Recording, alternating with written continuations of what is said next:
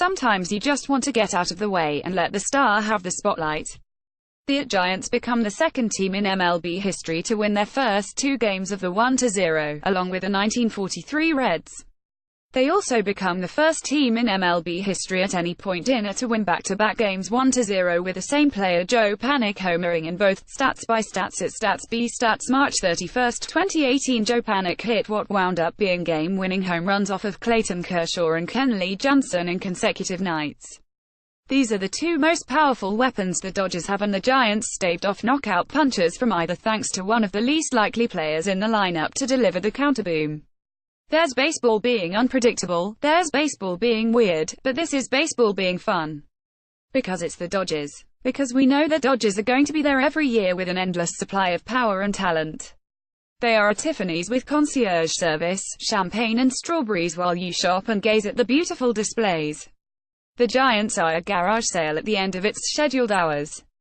The rivalry is a facet of this, but this is also a David and Goliath scenario, despite the fact that David has a ton of debt on his credit card and while HES spent a lot of money has far less to show for it than the old rich Dodgers.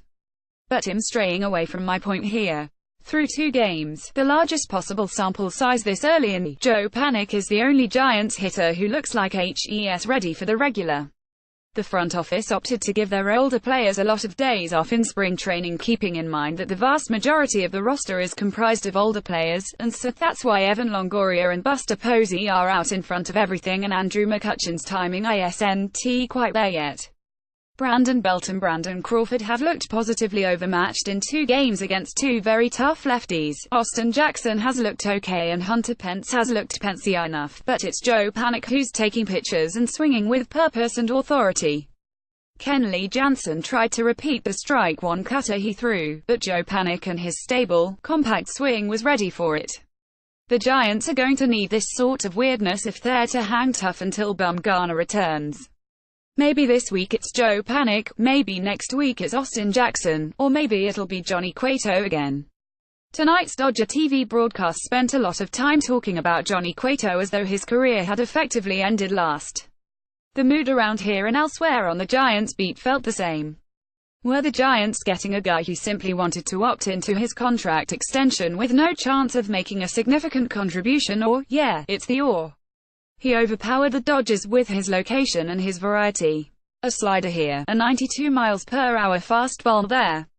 Oh look, I've got a change up for you. Johnny Cueto is still Johnny Cueto, and tonight's performance was a flashback to his first month as a Giant.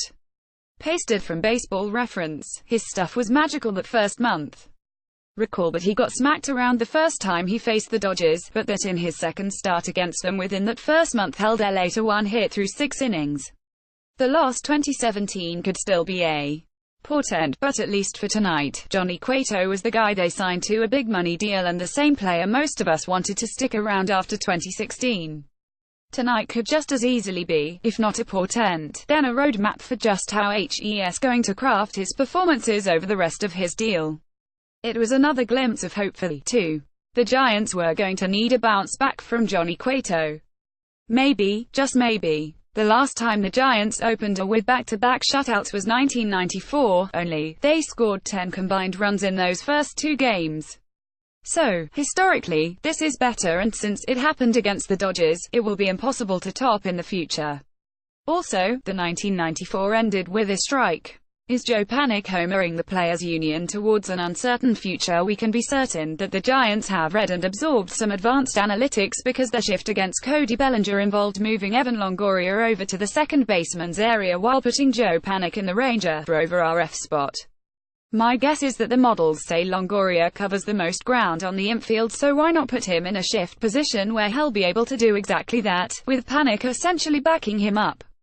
The other part of this is that the Giants let Tony Watson face right-handed hitters 2 nights in a row, eschewing conventional LOOGY wisdom. Watson has a pronounced platoon split. On the surface, it seems like an extremely bad idea to let him face Yasmani Grandal and Matt Kemp. Man, that's really Matt Kemp, isn't it, when both are capable of ripping one over the fence, but both had well below average numbers against left-handed pitchers. Now, looking at lefty-righty splits is not an advanced analytic, but whatever they did to convince Bruce Bochy that a left-handed pitcher can in some situations actually face a right-handed batter, must they involved science so advanced as to appear magic. Finally, and most importantly, Tony Watson has struck out 5 of the first 6 hitters HES faced. It's important to point that out because it's almost a miracle the Giants managed to sign a reliever who was effective right out of the box. The Giants are going to need this kind of weirdness until Will Smith returns. And then there's Hunter Strickland. He's been effective in stretches before, but it seemed like whenever that was pointed out, he'd shrink from the attention and just be generally bad. Closing back-to-back 1-0 games on the road is the highest degree of difficulty for any closer, let alone the emergency guy, but especially for the guy who might let things get stuck in his head from time to time. It's hard to know if the bevy of backup sliders Strickland threw last night and tonight were part of the plan or just a happy accident, but in any case, they worked. And he seemed to take a couple of miles off his fastball to allow him to gain a bit more control to punch the corners with more authority. In short, Hunter Strickland has looked like a solid closer and the best version of himself as a relief pitcher. The Giants are going to need this kind of weirdness if they're going to make a run.